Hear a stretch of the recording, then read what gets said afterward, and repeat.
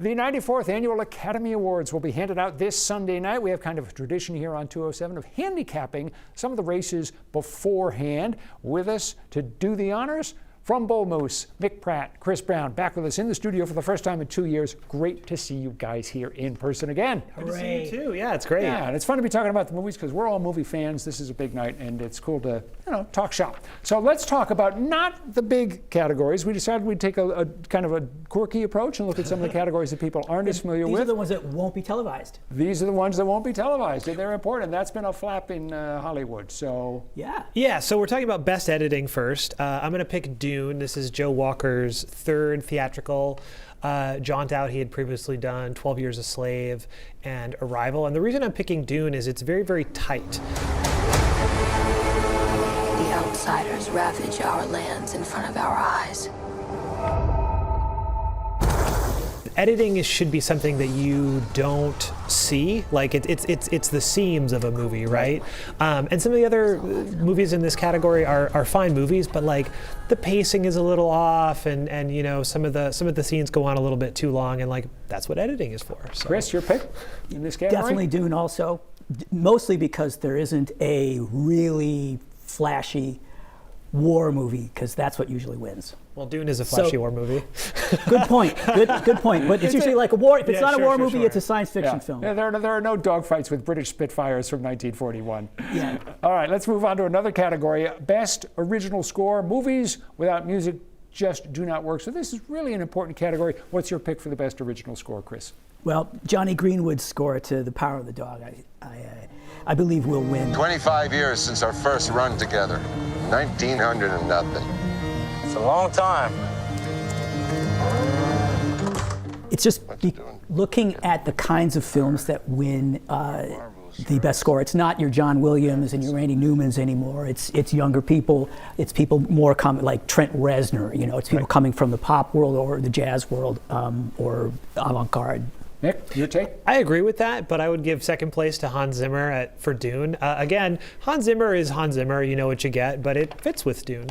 Also, this is one of those categories that they're not presenting in prime time. They're pre-recording it and then airing it during the show, which is kind of ridiculous because, like, could you imagine Raiders without John Williams, or Star Wars, or E.T., or any of them? Like Jaws? And on the list goes. Anyway, it's a hugely important category. On to another one, Best Animated Feature. What's your pick here, Matt? I have all sorts of thoughts about Best Animated and how it really should be more than just the kids category. Like Encanto is going to win. That's a foregone conclusion, but we are always overlooking animated films that are telling stories for adults. So I think it should be Flea. It's a docudrama, which is just very, very interesting. And also, like, we're also not prioritizing foreign animated projects like Mamoru Hosada's Belle, which is incredible visually, directorially, storytelling-wise, and it's not even nominated. Chris?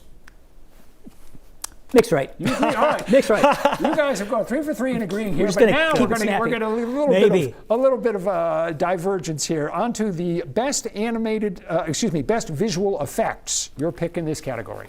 All right, Mick and I have talked about this a lot, and I honestly think Free Guy deserves it. And the reason is because it's a very new way of presenting a film.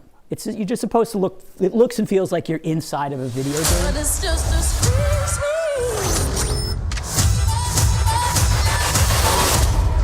Wow. Nobody's really done something just like that before, and that's what, those are the kinds of films that usually win. Like, all right, and you disagree? You like what? I disagree because, like, the best visual effects shouldn't just be the CGI category, right?